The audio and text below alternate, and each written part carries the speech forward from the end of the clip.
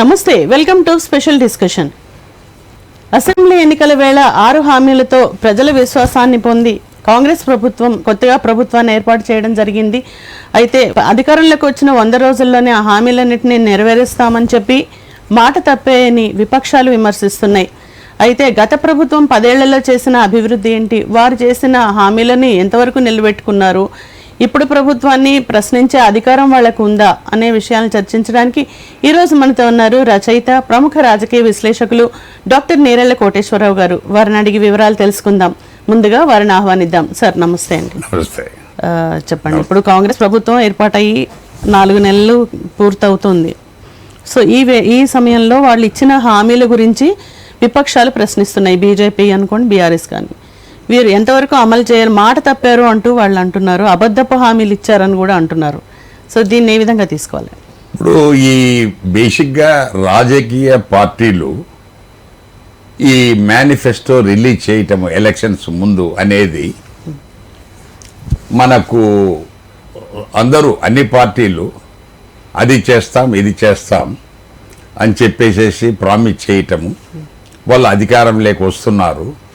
తర్వాత అధికారంలోకి వచ్చిన తర్వాత వాళ్ళు మేనిఫెస్టోలో చెప్పినవి అమలు చేయకపోతే ఈ ప్రజలు ఎవరైతే ఓటర్స్ ఉన్నారో తిరిగి వాళ్ళు ప్రశ్నించడానికి వాళ్ళకు హక్కు లేకుండా చేశారు. అంటే టెక్నికల్గా మేనిఫెస్టో అనేది వాళ్ళు చెప్పే వాగ్దానాలు మాత్రమే. సో ఒక వాగ్దానం చేస్తే, ఒక ప్రామిస్ చేస్తే, ప్రామిస్ను అమలు చేయకపోతే దాన్ని అమలు చేయించుకోవడానికి ప్రజలు కోర్టుకెళ్ళి దాన్ని మన హక్కును సాధించుకునే అవకాశం మనకు ప్రామిసెస్ అవి లీగల్గా చట్టబద్ధంగా అయితే వాటి మీద ఉంటుంది. కానీ రాజకీయ నాయకులు చేసింది కోర్టుల దగ్గరికి పోతే అది మనకి ఇక్కడ కోర్టులో అలాంటి దాని గురించి డిస్కస్ చేయడానికి వీలు లేదు అంటున్నారు. అంటే అల్టిమేట్గా ఏముంది, రాజకీయ నాయకుల మేనిఫెస్టోలు ఓన్లీ 1 సైడెడ్ ప్రామిసెస్ మాత్రమే. అది ఒక సైడు మాత్రమే.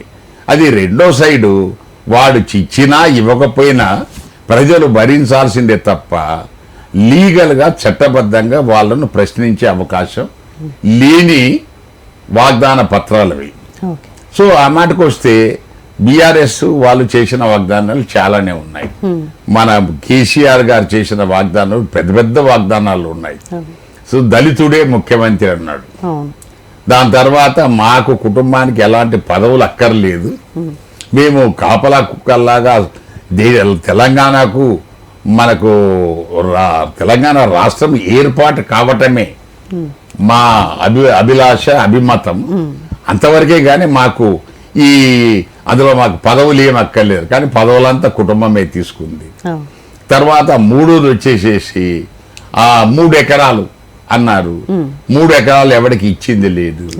దాని తర్వాత రైతు బంధు అనేది అది అత్యంత దుర్వినియోగమైన స్కీమ్. అది రైతు బంధు ఏం జరిగింది, ఎవరైతే 100 ఎకరాలు కబ్జా చేసి ప్రభుత్వ స్థలాలు కబ్జా చేసిన వాళ్ళకు కూడా దానికి మళ్ళా వీళ్ళు వ్యవసాయం చేయకున్నా కూడా వీళ్ళు వాళ్ళకు డబ్బులు వేశారు. నాగార్జున గారికి వేశారు, మల్లారెడ్డి గారికి 100 ఎకరాలకు వేశారు, మంత్రులందరూ 50, 100 ఎకరాలు 200 ఎకరాలు అందరికి వేశారు. వాళ్ళు వ్యవసాయం చేయటం లేదు. అవి వ్యవసాయ భూములు వ్యవసాయ భూములు కాదు. సో రైతు బంధు వ్యవసాయ భూములు కాని వాటికి కూడా ఇచ్చారు. సో ఇవన్నీ సో వాళ్ళు అలా చేసి మేము అలా చేశాము, మీరు అలా చేయటం లేదని కాంగ్రెస్ని ప్రశ్నించడంలో అర్థం లేదు.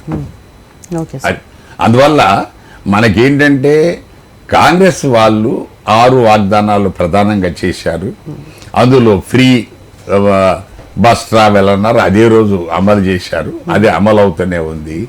తర్వాత 200 యూనిట్స్ వరకు ఉన్న వాళ్ళకు ఫ్రీ కరెంట్ అన్నారు, అది కూడా అమలు చేస్తున్నారు, నడుస్తుంది. దాని తర్వాత మనకు ఈ రైతు బంధు, ఆరోగ్యశ్రీ కూడా, రైతు బంధు వాళ్ళు ఇచ్చినట్టుగా అడ్డగోలుగా కాకుండా 2 ఎకరాలు 3 ఎకరాలు 5 ఎకరాలు అట్లా ఫేజ్లో ఇచ్చుకుంటూ వస్తున్నారు. సో దాన్ని మనం ఇవ్వలేదని అనడానికి లేదు. అంటే వాళ్ళు ఇచ్చినట్టుగా మేము అందరికి ఇచ్చాము ఇష్టం వచ్చినట్టుగా, మీరు ఇవ్వలేదంటే అది కరెక్ట్ కాదు. తర్వాత ఈ అలాగే మన బీజేపీ లక్ష్మణ్ గారు వీళ్ళు అంటున్నారు, ఏమంటున్నారు, వాళ్ళ వాగ్దానాలు చేశారు, అమలు చేయలేదు. అసలు ఫండమెంటల్గా మోదీ గారు 15 లక్షల వాగ్దానంతో అధికారంలోకి వచ్చారు 2014లో. ఏమైంది 15 లక్షలు? మీడియా ఎవరు ప్రశ్నించకూడదు, ఎవడని ప్రశ్నించి వాడు దేశద్రోహి అవుతున్నాడు. సో ఎక్కడ ఆ మాట ఎవరు అనరు. సో వాళ్ళు మరి దానికి, ఎందుకంటే మీరు ఎవరిని ప్రశ్నించకుండా చేస్తున్నారు. కాంగ్రెస్ వాళ్ళు మిమ్మల్ని ప్రశ్నించే అవకాశం కల్పించారు, కేసీఆర్ ప్రశ్నించే వాళ్ళకు అవకాశం ఇవ్వలేదు. సో ఇది జరుగుతుంది. అంటే ఏంటి, ఎవరైతే చట్టాలను ఉల్లంఘించి ఇష్టారాజ్యంగా పరిపాలన చేశారో అధికారం పోయిన తర్వాత తిరిగి అధికారం కోసం ఇలాంటి కామెంట్స్ జరుగుతున్నాయని చెప్పేసి సో చాలా మంది మేధావులు పెద్దల అభిప్రాయం. అయితే ఇప్పుడు మేనిఫెస్టోకి చట్టబద్ధత కల్పించడం వల్ల ఎట్లాంటి లాభం ఉంటుంది, ఏమైనా ప్రయోజనం ఉంటుందంటారా? అంటే వాళ్ళు ఇచ్చిన వాగ్దానాలు నిలబెట్టుకోకపోతే ఎటువంటి చర్యలైనా తీసుకోవచ్చు న్యాయపరంగా అనేది ఏదన్నా ఒకటి తీసుకొస్తే ఎలా బాగుంటుందని మీ ఉద్దేశం? ఎన్నికలకు మేనిఫెస్టోకు చట్టబద్ధత కల్పించాలని చాలా కాలం నుంచి అడుగుతున్నారు. కానీ రాజకీయ నాయకులు చట్టాలు చేసేది ఎవరు? పార్లమెంట్లో వాళ్ళే. సో పార్లమెంట్లో చట్టాలు చేస్తే బాగుంటుంది, చేయరు వాళ్ళు. ఎందుకంటే రాజకీయ నాయకులకు అనుకూలమైన చట్టాలే వాళ్ళు తొందరగా పాస్ చేస్తారు. రాజకీయ నాయకులు అనుకూలం కాని చట్టాలు వాళ్ళు డిలే చేస్తారు. ఎందుకు? ఉదాహరణకు మహిళా బిల్ తీసుకోండి. ఎప్పటి నుంచో అంబేద్కర్ టైం నుంచి మహిళా అంటున్నాడు. సో ఈ 75 సంవత్సరాల తర్వాత కూడా ఇంకా అది. సో ఇవంతా ఏంటంటే అది ఇంప్లిమెంట్ చేస్తే ఈరోజు చట్టసభలో కూర్చున్న వాళ్ళల్లో 1/3 వాళ్ళకి అవకాశం కోల్పోతారు. అవును. సో 1/3 ఆ మగవాళ్ళు కోల్పోతారు. సో అందుకని వాళ్ళు అది బలంగా దాని మీదనే అదే మన ప్రజల కోసమే ఉద్ధరించడానికి పుట్టినట్టుగా భావించుకున్న నాయకులు వాళ్ళు వాళ్ళ అధికారము పదవులు వదులుకోవడానికి వాళ్ళు సిద్ధంగా లేరు. తర్వాత ఈ అది కొద్దిగా త్యాగం ఉంటే ఆటోమేటిక్గా చట్టం అవుతుంది.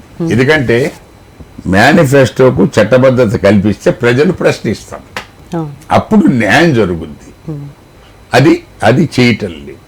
అది చేస్తే అంతవరకు ఈ మేనిఫెస్టో అనేది ఓన్లీ ఒక వాగ్దాన పత్రం. దానికి అంత ఇంపార్టెంట్గా మనం తీసుకోవాల్సిన అవసరం లేదు. దాంట్లో ఇది అమలైంది, ఇది అమలే కాలేదని అధికారంలో లేని పార్టీలు వాళ్ళు అడగటము, దాన్ని ప్రశ్నించటము, అదంతా వేస్ట్ ఆఫ్ టైం. ఓకే. అయితే ఇప్పుడు కాంగ్రెస్ ఏవైతే హామీలు ఇచ్చిందో వాటిని అమలు చేయడానికి రాష్ట్ర ఆర్థిక పరిస్థితి సహకరించట్లేదు.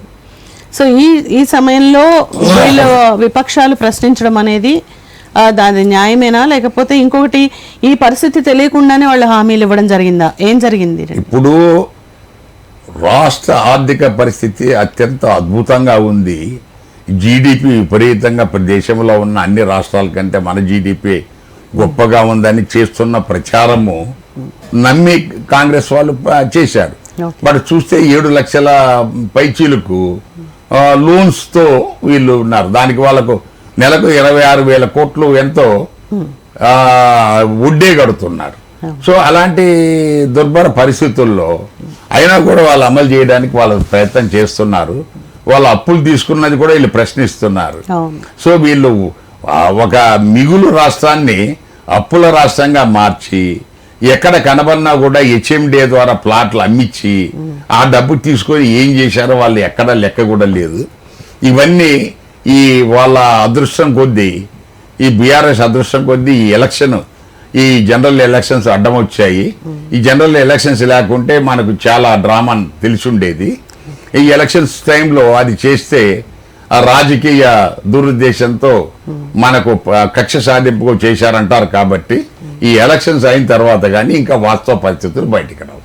అందువల్ల మనం కాంగ్రెస్ వాళ్ళు చేయకపోవడానికి కారణాలు కూడా ఉన్నాయి. అంటే మనం కాంగ్రెస్ను సమర్థించటం కాదు, వాస్తవ పరిస్థితులను మనం విశ్లేషిస్తున్నాం. ఇక్కడ ఏంటంటే చాలా మంది సపోజ్ దీని గురించి మనం చెప్తే మనం ఏదో Congress we are not supporting Congress. For us Congress is equal, BRS is equal, BJP అందరూ ఒకటే మనకు. అందువల్ల వాస్తవికతను మనం మాట్లాడుతున్నాం.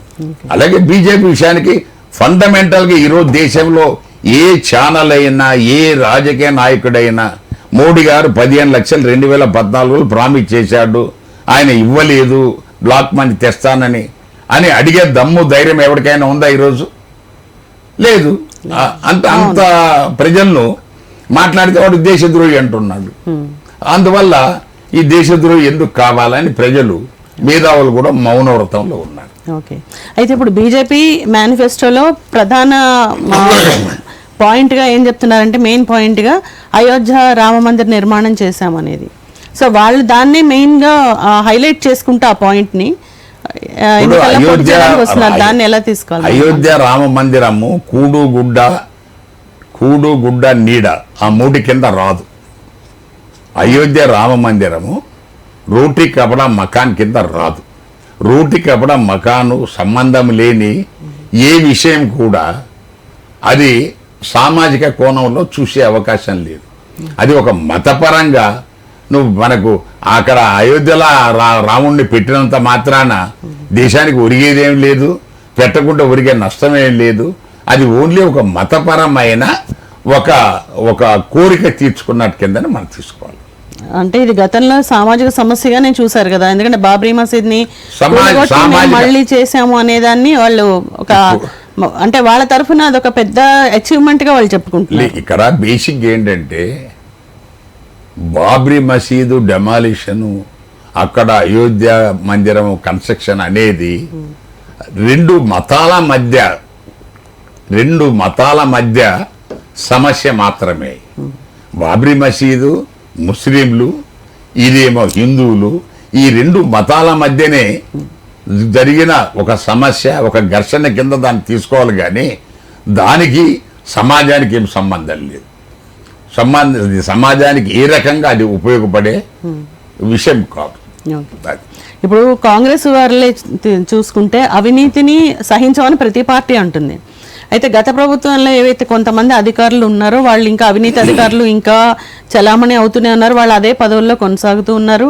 అలాగే గత ప్రభుత్వంలో ఎవరైతే నాయకులు అంటే బీఆర్ఎస్ నుంచి కాంగ్రెస్కి వస్తున్నారో వాళ్ళని అవినీతి పరులని తెలిసి, ఆరోపణలు ఉన్న వాళ్ళని తెలిసి కూడా వాళ్ళని పార్టీలోకి ఆహ్వానించడం, ఇది ఏ విధంగా కాంగ్రెస్కి ప్లస్ అవుతుందంటారు? ఇక్కడ టెయింటెడ్ అంటే అవినీతి మరకలు కలిగిన రాజకీయ నాయకులను చేర్చుకోవడం అన్ని పార్టీలు చేస్తున్నాయి. సో ఏదైనా ఒక సమస్యలో, అవినీతి సమస్యలో చిక్కుకున్న వ్యక్తులు వాళ్లకు రెండు మార్గాలు ఉన్నాయి. రాష్ట్రంలో ఉన్న అధికార పార్టీల్లో కన్నా లేకపోతే కేంద్రంలో ఉన్న అధికార పార్టీలన్నా ఈ రెండు పార్టీలలో చేరుతున్నారు. సో కాంగ్రెస్లన్నా చేరుతున్నారు, ఇక్కడ లోకల్ వాళ్ళు, లేకపోతే బీజేపీకి పోతున్నారు. సో దాని అర్థం ఏంటి? బీజేపీకి ఎందుకు పోతున్నారు? బీజేపీకి పోతే కేంద్ర ప్రభుత్వము మా గుడు కింద మేము ఉంటాం కాబట్టి మా అవినీతిని ఎవరు బయటికి తీయడానికి సాహసం చేయరు అన్న ఉద్దేశంతో జరుగుతుంది తప్ప ఇక్కడ ఈ అన్ని పార్టీలు చేస్తున్నాయి. బీఆర్ఎస్ వాళ్ళు అదే చేశారు. అవినీతి పనులలో ఉన్న కాంగ్రెస్ వాళ్ళని తీసుకున్నారు, వాళ్ళని గుట్టలు. సో అందులో నుంచి మళ్ళీ కాంగ్రెస్లోకి వస్తున్నారు, అందులో నుంచి బీజేపీ లేకపోయారు, బీఆర్ఎస్ నుంచి బీజేపీ లేకపోయారు, ఈటెల రాజేందర్ లాంటి వాళ్ళు. ఇవంతా మనం గమనించాల్సింది ఏంటంటే ఈ రాజకీయ నాయకుల ఇప్పుడు మనకు క్యాండిడేట్స్ దొరక్క బీజేపీకి లోక్సభకు వాళ్ళ అక్కడ జంప్ అయిన వాడిని మళ్ళీ ఆడబెట్టేస్తున్నాడు. సేమ్ కాంగ్రెస్ లో కూడా ఇక్కడ బీఆర్ఎస్ నుంచి వచ్చిన వాళ్ళకే టికెట్లు ఇస్తున్నారు, జంప్ అయిన వాడికి టికెట్ ఇస్తున్నారు. అంటే దీని అర్థం ఏంటి? మనం చెప్పేది ఏంటంటే అవినీతి రహిత సమాజం, అవినీతి రహిత పార్టీలని గొప్పగా చెప్పుకుంటున్న బీజేపీ కూడా అవినీతి కలంకితులనే వాళ్ళ పార్టీలో చేర్చుకొని టికెట్లు ఇస్తున్నారు. కాంగ్రెస్ అవినీతిమయమని వాళ్ళు ఎప్పటి రోజు అదే అంటున్నారు. అందువల్ల కాంగ్రెస్ గురించి మనం గొప్పగా చెప్పేది ఏం లేదు. కానీ అవినీతి రహిత బీజేపీ వాళ్ళు కూడా అవినీతి కలంకులనే వాళ్ళ పార్టీలో గుట్టలుగా చేర్చుకొని వాళ్ళకే టికెట్లు ఇస్తున్నారు. సో దానికి మరి వాళ్ళ సమాధానం చెప్పుకోవాలి. ఓకే. అయితే ఇప్పుడు జాతీయ లెవెల్లో అంటే నేషనల్ లెవెల్లో తీసుకుంటే రాహుల్ గాంధీ కాంగ్రెస్ పార్టీ ఏదైతే ఉందో 5 న్యాయ్ 25 గ్యారంటీ అని వాళ్ళు మేనిఫెస్టోని పెట్టారు. అయితే దానిలో నారీ న్యాయ్ అని, శ్రామిక న్యాయ్ అని విడగొట్టి 5టిని కలిపి వాళ్ళు 5 న్యాయ్ సంకల్ప పత్ర అని చెప్పి వాళ్ళు ఇస్తున్నారు. సో దీన్ని ఎలా తీసుకొచ్చు అంటే అది అమలయ్యేందుకు సాధ్యమైందేనా వాళ్ళ మేనిఫెస్టోలో? మనం బిగినింగ్ లోనే డిస్కస్ చేసినట్టుగా మేనిఫెస్టో అనేది ఒక చిత్తు కాగితం, ఒక వేస్ట్ పేపర్ కింద తీసుకోవాలి. ఎందుకంటే దానికి చట్టబద్ధత లేనంత వరకు, అది అప్పటి వరకు కొద్ది రోజులు మాత్రమే దాని గురించి డిస్కషన్ ఉంటుంది, మనకు 1 సంవత్సరం వరకు డిస్కషన్ ఉంటుంది, మిగతా 4 సంవత్సరాల మేనిఫెస్టో గురించి ఎవరు మాట్లాడే వాళ్ళు ఉండరు. అందువల్ల ఇప్పుడు బీఆర్ఎస్ 10 సంవత్సరాలు అధికారంలో ఉన్నది.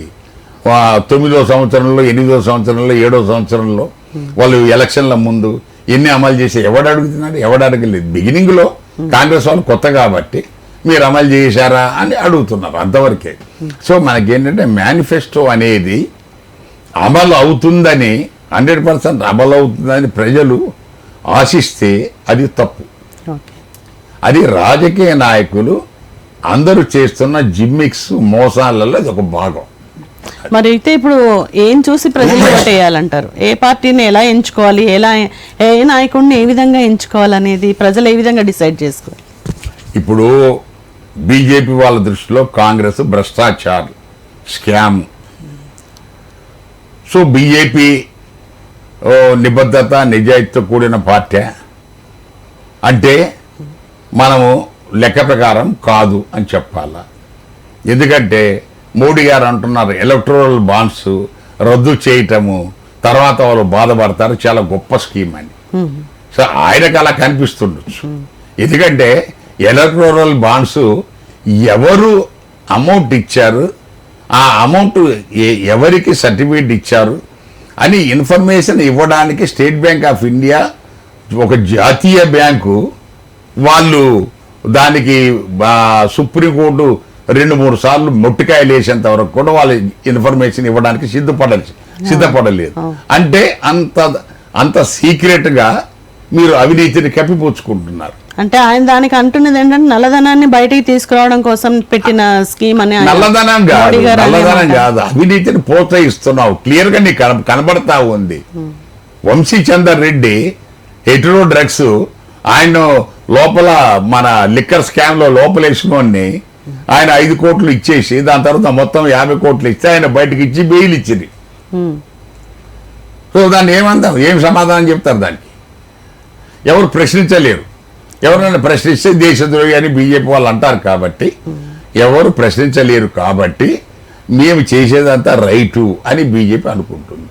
కానీ వాస్తవంగా బీజేపీ పాలనలో 10 లక్షల కోట్లు పైచీలకు విల్ఫుల్ డిఫాల్టర్స్, ఎవరైతే కట్టడానికి స్తోమత ఉండి బ్యాంకులకు అమౌంట్ చెల్లించకుండా విదేశాలకు వెళ్ళిపోయిన వాళ్ళ అమౌంట్ను రద్దు చేయటం అనేది అంతకు మించిన కరప్షన్ ఇంకేముండదు. ఎందుకంటే మామూలుగా ఒక బ్యాంకరు ఒక పేదోడు 5,000, 10,000, 20,000, ₹1,00,000 తీసుకుంటే అతను పే చేయకపోతే అతని ఇంటి మీద దాడి చేసి పోలీస్ కంప్లైంట్ ఇచ్చి అతని దగ్గర గేదెను ఆవు ఉంటే తెచ్చుకునేంత మన ఉత్సాహం చూపించే బ్యాంకర్స్ మరి పెద్దవాళ్ళ దగ్గరికి ఎందుకు పోరు? వాళ్ళకి ఎందుకు నోటీసులు ఇవ్వరు?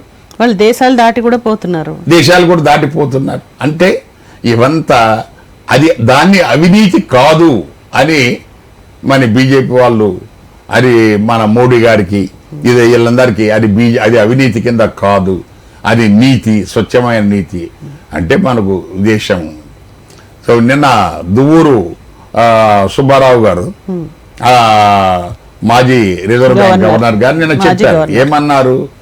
దేశ ఆర్థిక వ్యవస్థ ప్రపంచంలో 3వ స్థానానికి వెళ్ళినా ఈ దేశం పేద దేశమే.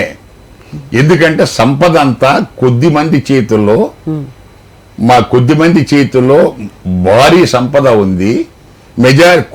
వందల కోట్ల మంది ప్రజలు పేద ప్రజలే.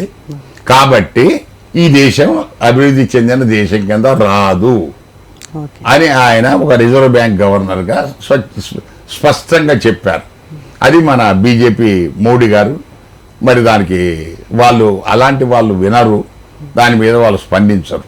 అది ఓకే. అయితే ఇప్పుడు మేనిఫెస్టోల గురించే చూసుకుంటే దానిలో ఎక్కువగా పథకాలు ఉన్నాయి. అంటే 2500 మహిళలకు ఇస్తామని కానీ, లేకపోతే 500కే సిలిండర్ ఇస్తామని కానీ, ఫ్రీ బస్ జర్నీ గురించి కానీ, అంటే ఇప్పుడు ఈ పథకాలు అనేవి ఆర్థిక పరిస్థితిని ఇంకా దిగజారుస్తాయి కదా, పెంచేవి కాదు కదా. సో దాన్ని ఏ విధంగా సమర్థిస్తారు? ఇక్కడ గమనించాల్సింది ఏంటంటే, మన ఆంధ్రప్రదేశ్ రాష్ట్ర ముఖ్యమంత్రి జగన్ గారు నేను బటన్ నొక్కి ఎలాంటి అవినీతి లేకుండా డైరెక్ట్గా వాళ్ళ అకౌంట్లలోకి వేస్తున్నాను అని పదే పదే చెప్తున్నారు. చాలా సార్లు వేశారు. అందులో జరుగుతున్న వాస్తవికత ఈరోజు నాకు గుంటూరు నుంచి కొంతమంది ఎస్సీ పిల్లలు కాల్ చేశారు. వాళ్ళకు సెకండ్ ఇన్స్టాల్మెంట్ ఈ ఇంజనీరింగ్ ఫీజు సెకండ్ ఇన్స్టాల్మెంట్ కట్టాల్సింది. అంటే ఒక 50 మంది ఉంటే అందులో 5 మందికో 6 మందికో వచ్చిందట, తక్కిన వాళ్ళకు రాలేదు. ఏంటి జరిగింది అక్కడ? వాళ్ళు ఏమంటున్నారు, కాలేజ్ వాళ్ళ ఎంత మాకు సంబంధం లేదు, నువ్వు కడితే నీకు హాల్ టికెట్ ఇస్తారు, నువ్వు కడితేనే నిన్ను ఎగ్జామ్ రాయనిస్తా, అది నడుస్తుంది. సో ఇది జరుగుతుంది. అది అయితే ఇప్పుడు ఎలాగో సర్వేలు కూడా ఎన్నో పలు మీడియా సంస్థలు ఉన్నాయి, ప్రీ పోల్ సర్వేలు నిర్వహిస్తున్నాయి. అయితే దీనిలో వచ్చేసి బీజేపీ 400 అబ్కి బార్ 400 పార్ అనేది బీజేపీ అంటోంది, చాలా ధైర్యంగా చెప్తోంది మాకు ఈసారి 400 సీట్లు గ్యారంటీగా వస్తాయని. అయితే పోల్స్లో మాత్రం కాంగ్రెస్ది హవా ఉంది, బీజేపీ సెకండ్ ప్లేస్లో ఉండొచ్చు అని కొన్ని సర్వేలు చెప్తున్నాయి. కొన్ని పూర్తిగా అవి 400 కాదు దాటొచ్చు కూడా అని కొన్ని సర్వేలు చెప్తున్నాయి. సో వీటిని ఎలా తీసుకోవాలి, అసలు సర్వేల ఆవశ్యకత ఏంటి, అవి అవసరం అంటారా? ఇప్పుడు 2019 ఎలక్షన్ రిజల్ట్స్ ఒకసారి మనం పరిశీలిస్తే 8 రాష్ట్రాల్లో బీజేపీ వాళ్లకు మెజారిటీ సీట్లు 8 రాష్ట్రాల ద్వారా వచ్చాయి. ఒకటి యూపీ, బీహార్లో అలయన్స్ ద్వారా, మహారాష్ట్రలో అలయన్స్ ద్వారా, మధ్యప్రదేశ్, రాజస్థాన్, గుజరాత్, ఇవి ఒరిస్సాలో అలయన్స్ ద్వారా, వీటి ద్వారానే వాళ్ళకు హర్యానా కొద్దిగా చిన్నది. ఇవి ఈ తక్కిన చోట 1-2 ఇష్యూ కాదు. ఈ 80 యూపీ సీట్లలో కాంగ్రెస్కు ఒకటే వచ్చింది, 10 మాయావతికి వచ్చినాయి, అట్లా ఏదో వచ్చాయి, ఇలా 60 దాకా వచ్చాయి. ఈసారి కర్ణాటక కూడా పోయినసారి బీజేపీకి మెజార్టీ వచ్చింది. ఈసారి ఈ ఈక్వేషన్స్ మారినాయి. కర్ణాటకలో కాంగ్రెస్ గవర్నమెంట్ వచ్చింది. సో అప్పట్లాగా 90% బీజేపీకి వస్తాయని లేదు. ఇప్పుడు 50-50 రావచ్చు, 40-60 రావచ్చు. తెలంగాణలో ఈక్వేషన్ మారింది. తెలంగాణలో కూడా తర్వాత ఆంధ్రాలో మనం లెక్కేసుకోవటం లేదు. ఆంధ్రాలో ఎవరు గెలిచినా వాళ్ళు బీజేపీ వాళ్ళ కింద లెక్కే కాబట్టి దాని గురించి మనకు కామెంట్ లేదు. సో ఈ యూపీ, బీహార్, మధ్యప్రదేశ్, రాజస్థాన్, వీటిలో కర్ణాటక, వీటిలో ఈక్వేషన్స్ మారాయి. ఈ ఈక్వేషన్స్ మారితే ఈ అంటే అంతకు ముందున్న 2019లో వచ్చిన మెజారిటీని తగ్గించే పరిస్థితులే ఉన్నాయి కానీ పెంచే పరిస్థితులు లేవు. అంటే కేంద్రంలో బీజేపీకి అందులో 2019లో వచ్చిన సీట్లు నేను చెప్పిన 5-6 రాష్ట్రాలు జరిగిన మార్పుల వల్ల అవి తగ్గుతాయి కానీ పెరగవు. అందువల్ల బీజేపీకి 400 సీట్లు రావటం అనేది కలలో కూడా జరగని పని. అయితే ఇప్పుడు ఈ సర్వేలు అనేవి నిర్వహిస్తూ ఒక్కొక్కళ్ళు ఒక్కొక్క రిపోర్ట్లన్నీ ఇవ్వడం వల్ల ప్రజల్లో ఎలాంటి ప్రభావం చూపిస్తుంది, అలాగే వాళ్ళు కన్ఫ్యూజన్కి గురయ్యే అవకాశం లేదా? ఇప్పుడు 99% మంది తెలంగాణలో బీఆర్ఎస్కు ఒకటి కూడా రాదు అని చెప్పారు ఫోర్కాస్ట్.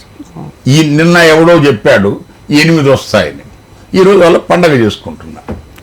అంటే వీళ్ళు ఎవరికో మనకు రాజకీయ నాయకులు వాళ్ళల్లో మారల్ బూస్ట్ కోసం కొంతమంది ఈరోజు ఎందుకంటే విలేకరులు అనేవాళ్ళు ఏ ఛానల్ విలేకరు అనేది కాదు, తర్వాత ఎంత పేమెంట్ విలేకరు అన్న భావనలో నడుస్తూ ఉంది ఇప్పుడు విలేకరులు.